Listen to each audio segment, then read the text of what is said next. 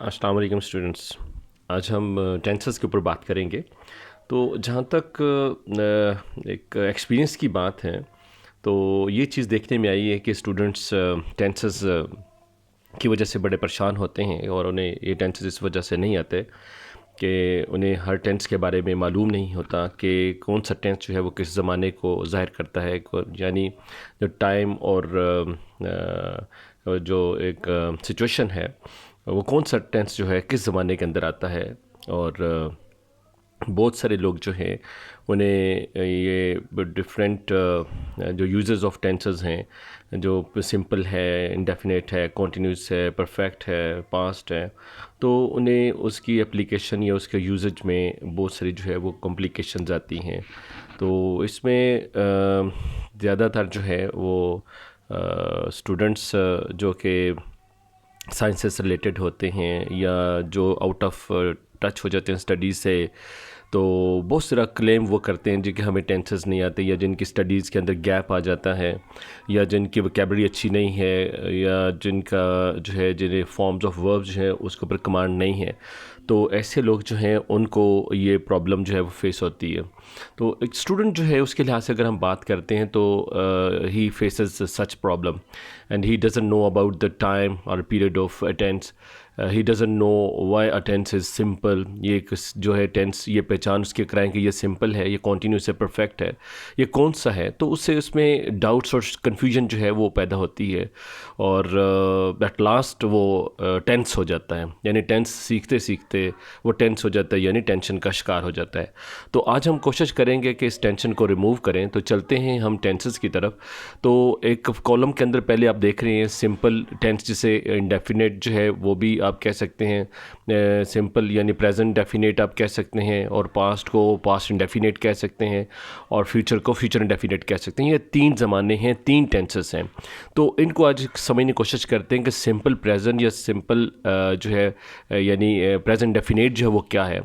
कि हमें ये इसमें नहीं पता होता कि what is the exact time of an action, what is the time exact time of verb.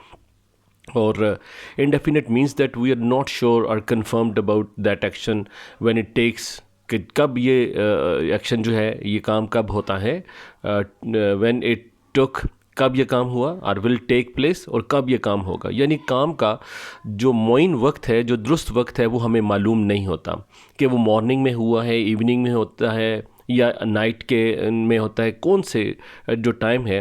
तो इसलिए हम इसे जो है इंडेफिनेट कहते हैं। ये टाइम मालूम ना होने की निशानी है, और अगर टाइम मालूम हो तो उसे हम डेफिनेट कहते हैं।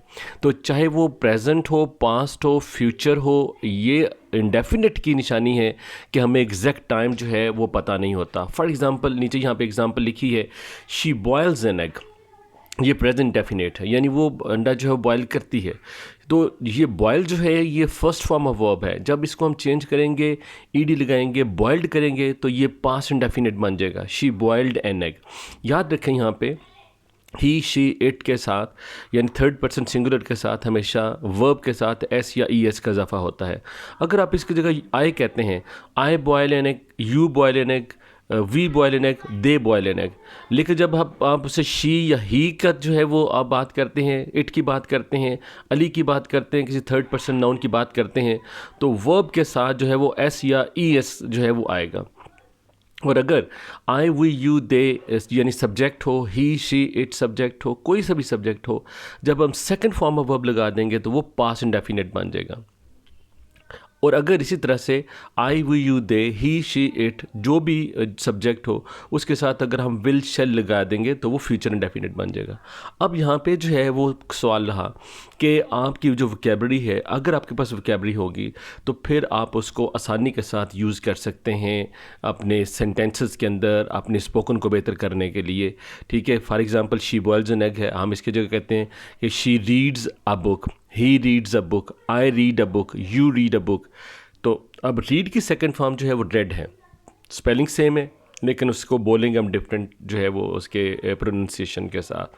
तो she red a book, she will read a book, I read a book, I will read a book.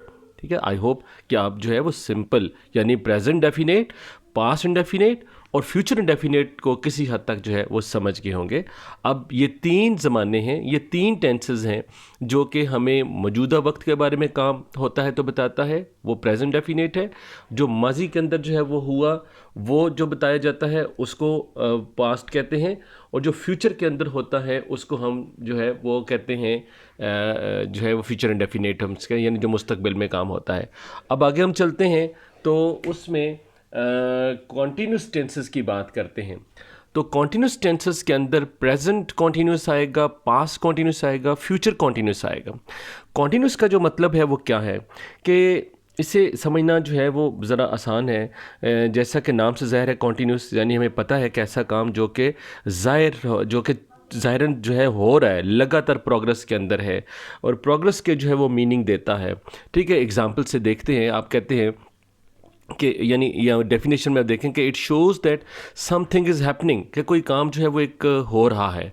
Past tense में it shows that something was happening, कि कोई काम हो रहा था, और फ्यूचर में होगा it shows that something will be happening, कि कोई काम होगा। ठीक है, अब फंक्शन की तरफ जाते हैं। Easy example, I am working, ठीक है, I am teaching, you are listening, they are working. अगर एम आई के साथ एम लगता है और ही शी इट के साथ जो है वो इज़ लगेगा, और आई के साथ जो है एम लगेगा, वी के साथ आर लगेगा, यू के साथ आर लगेगा, दे के साथ आर लगेगा। ये हेल्पिंग वर्ब है। और आगे जो वर्किंग है ये कहते हैं फोर्थ फॉर्म ऑफ वर्ब इसको, यानी वर्ब, ये वर्ब की फर्स्ट फॉर्म प्लस आईएनजी, तो इसको हम कहते हैं फोर्थ फॉर्म ऑफ वर्ब, यानी आईएनजी फॉर्म। अगर आई एम वर्किंग है तो प्रेजेंट कॉन्टीन्यूस है। अगर आई वॉज वर्किंग होगा तो ये पास्ट कॉन्टीन्यूस हो जाएगा। आई विल बी वर्किंग ये फ्यूचर टेंस हो जाएगा। यानी इज़ एम आर लगा देंगे तो ये प्रेजेंट को शो करेगा, प्रेजेंट कॉन्टीन्यूस को। अगर वाज वर लगा देंगे प्लूरल के साथ, जमा के साथ वर आएगा, सिंगुलर के साथ वाज आएगा, तो इसको पास्ट कॉन्टीन्यूस कहेंगे। अगर विल बी या शेल बी के साथ फोर्थ फॉर्म ऑफ वर्ब यानी आईएनजी फॉर्म लगाएंगे तो ये हो जाएगा फ्यूचर टेंस हो जाएगा, फ्यूचर कॉन्टीन्यूस हो जाएगा। नेक्स्ट चलते हैं परफेक्ट की तरफ। अब जो परफेक्ट है वो क्या होता है, तो परफेक्ट ये भी किसी ज़माने में मुकम्मल होने वाले काम को ज़ाहिर करता है। यानी ये कि कोई काम या तो गुज़रे हुए यानी पास्ट एक टाइम में ज़माने में मुकम्मल हुआ था, या फिर मौजूदा ज़माने में मुकम्मल हुआ है या हो चुका है, और या ये कि आने वाले ज़माने के अंदर जो है वो मुकम्मल होगा। तो अगर प्रेजेंट टाइम के अंदर वो मुकम्मल हो चुका है, ठीक है, जहन के अंदर ये भी चीज़ बिठाएं कि हो चुका है, कर चुका है, खा चुका है, पी चुका है, इसके साथ खा लिया है, पी लिया है, कर लिया है, ये भी प्रेजेंट परफेक्ट के अंदर आएगा। तो an action which has completed in present, ठीक है, तो ऐसा एक्शन है ये जो कि प्रेजेंट टाइम के अंदर जो है वो मुकम्मल होता है। जैसे एग्जांपल है, I have done my work, मैं अपना काम कर चुका हूँ। तो आई वी यू दे के साथ हमेशा जो है वो लगेगा हैव लगेगा, और ही शी इट के साथ जो है हमेशा हैज़ लगेगा, और दोनों के साथ जो है वो थर्ड फॉर्म ऑफ वर्ब जो है वो लगेगी। और इसी तरह से पास्ट परफेक्ट में हैव की जगह हैड ले लेगा, I had done my work. तो अब इसमें हैज़ और हैव की जो डिस्टिंक्शन है, जो तमीज़ है, जो फ़र्क है, वो ख़त्म हो जाएगा, और इसको जो है वो हम he she it I we you they के साथ had plus third form of verb जो है वो लगाएंगे। सिमिलरली फ्यूचर में विल और शेल के साथ, यानी he she it I we you they के साथ विल आएगा, या शेल आप लगाएंगे, आई वी के साथ शेल लगाएंगे, बाकी के साथ आप विल लगाएंगे, और थर्ड फॉर्म ऑफ वर्ब जो है वो इसमें लगेगी। तो इसमें मेन चीज़ याद रखने वाली ये है कि हमेशा जो परफेक्ट टेंसेस है, चाहे प्रेजेंट परफेक्ट है, चाहे पास्ट परफेक्ट है, चाहे फ्यूचर परफेक्ट है, उसके साथ हमेशा थर्ड फॉर्म ऑफ वर्ब लगेगी। ठीक है, आप कहते हैं I have played cricket, you have played cricket, लेकिन ही शी की बात आएगी, he has played cricket, she has played cricket, Ali has played cricket.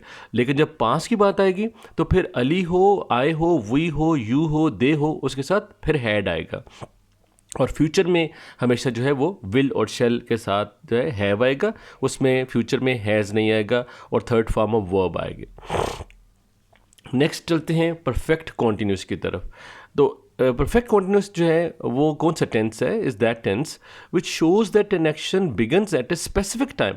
एक मखसूस वक्त पे एक एक्शन जो है वो शुरू हुआ, and ends in A specific time, और उसका अख्ताम जो है मखसूस वक्त में, प्रेजेंट टाइम में या पास्ट में या फ्यूचर में जो है वो होता है। तो जैसे सेकंड कॉलम में प्रेजेंट परफेक्ट कॉन्टिन्यूस है, और इसमें दो एग्जांपल्स आप देखें, you have been learning English since childhood, you have been learning English for 2 hours, जहाँ पे हमें टाइम पक्का पता है। एक यानी एक पॉइंट ऑफ टाइम होता है, एक पॉइंट ऑफ पीरियड होता है, जहाँ पे हमें एग्जैक्ट टाइम का पता है तो वहाँ पे हम फॉर लगा देते हैं।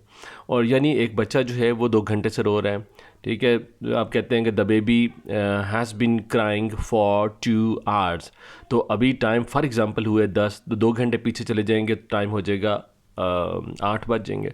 आपको एग्जैक्ट टाइम का पता है, जहाँ पे एग्जैक्ट टाइम का पता होगा वहाँ पे फॉर लगेगा, और जहाँ पे एग्जैक्ट टाइम का पता नहीं होगा वहाँ पे सिंस का यूज़ होगा। Past perfect continuous, you have been learning English since childhood, you have been learning English for 2 hours. Future perfect continuous, you will have been learning।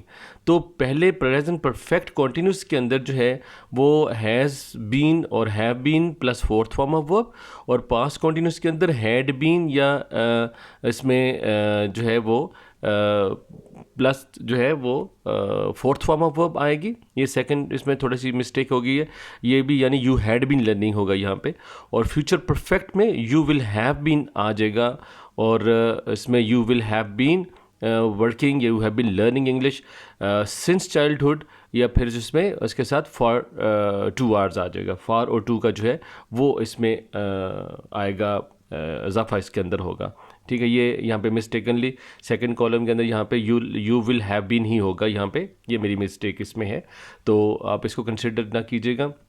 ये फ्यूचर परफेक्ट कॉन्टिन्यूस में आपको यहाँ पे देखिएगा कि इस जगह जाके यू विल आ जाएगा, यहाँ पे यू विल है, ओके जी। और उसके बाद यहाँ पे भी हैव की बजाय यहाँ पे हैड आ जाएगा,